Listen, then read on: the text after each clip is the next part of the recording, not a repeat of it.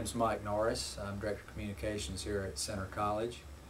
I've been here for 28 years. I came here in 1980, and from early on when I came, I was always interested in campus legends and myths, and I began hearing about the Breck Ghost. Breck is short for Breckenridge Hall, which is one of our dorms. It's the oldest dorm on campus. It was built in 1892 and was partially destroyed by fire early on and then rebuilt.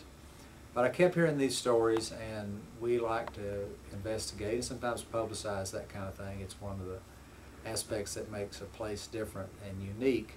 So in the early 90s, around Halloween time, we talked to some of the residents of Breckenridge Hall, and we asked them if any of them would be interested in spending the night up next to the entrance to the attic where the ghost was most frequently spotted. And 5 brave young women volunteered to do this, and so we arranged with sleeping bags and refreshments and M&Ms and pretzels for them to pass the night and to see if they saw any evidence of the Breck ghost. Well, we also called a Lexington TV station, and we told them what was up, and we asked them if they would have any interest in it. They said they would get back to us.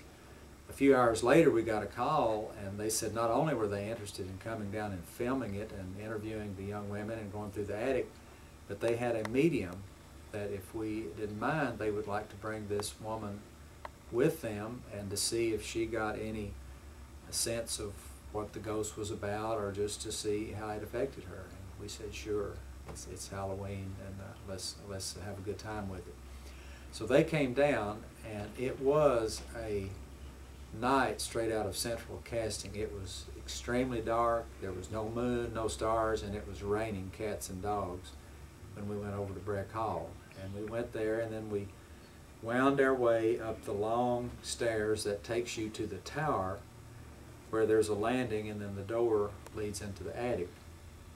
And they got some statements from the young women, and then they had other commitments, and they went off. And I had a master key. We went into the attic of Breckenridge Hall. Now, if you've never been there, and very few people have, I have to tell you, it's a pretty scary place because it's unlit, and it's like a graveyard for out-of-date, unused, and unwanted things. And there's no lights, so we had 2 flashlights, and we're just shining around, plus the light from the camera, which gave a kind of an eerie spotlight, and you would see these strange shapes and old pieces of mechanical equipment that had been discarded, and clothes hanging from coat hangers, and coats and shoes and sports equipment. Just everything you could imagine that had been left and discarded over really at that point about 100 years in the attic.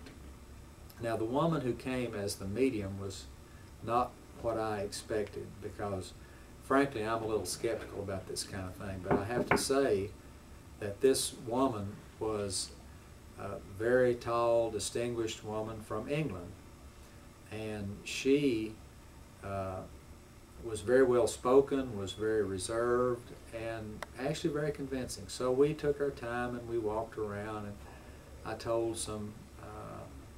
just a little bit of the history of the college, but I did not say anything about what we had heard about people who had seen or had encounters with the ghost, to see what she would say. And after about 25 minutes she said, yes, I'm getting a strong sense. And she would go to different, yes, it's stronger over here. And then after about a half an hour, she told us what she was getting. And she said that she had received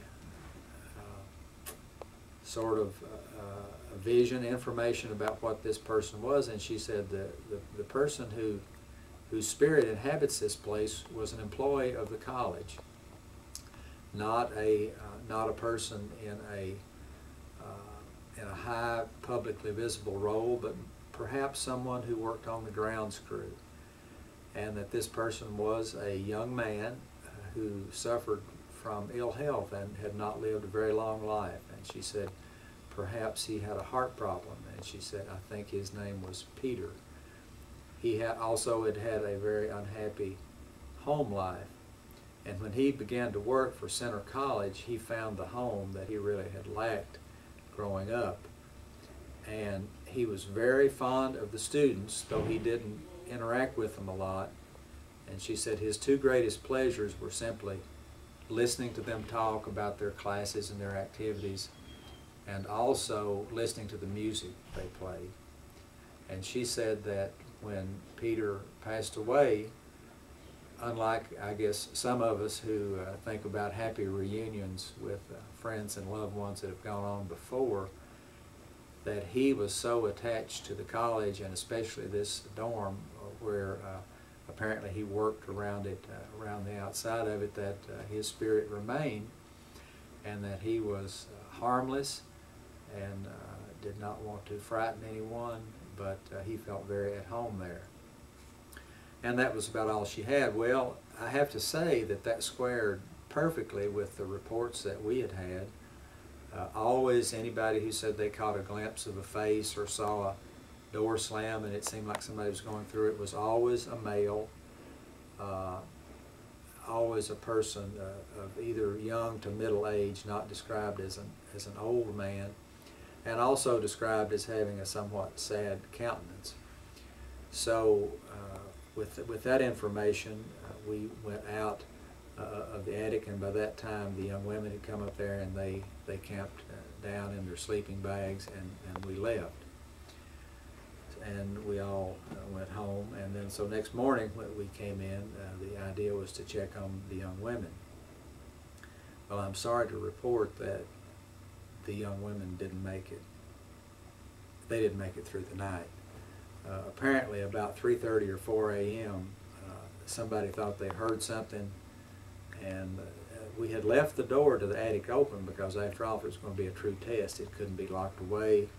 And one of them looked in there and thought they saw something, and they beat a hasty retreat down to their rooms and left their sleeping bag and the M&Ms and the pretzels and the soft drinks in a disarray there on the landing in front of the attic. So that was a report that we got on the ghost. The young women didn't really make it through the night, but they did think that they saw something. One of them did, and the others thought they heard something. Now, was that really the Brett ghost, or was it just their overactive imaginations and the power of suggestion? You'll have to decide that for yourself.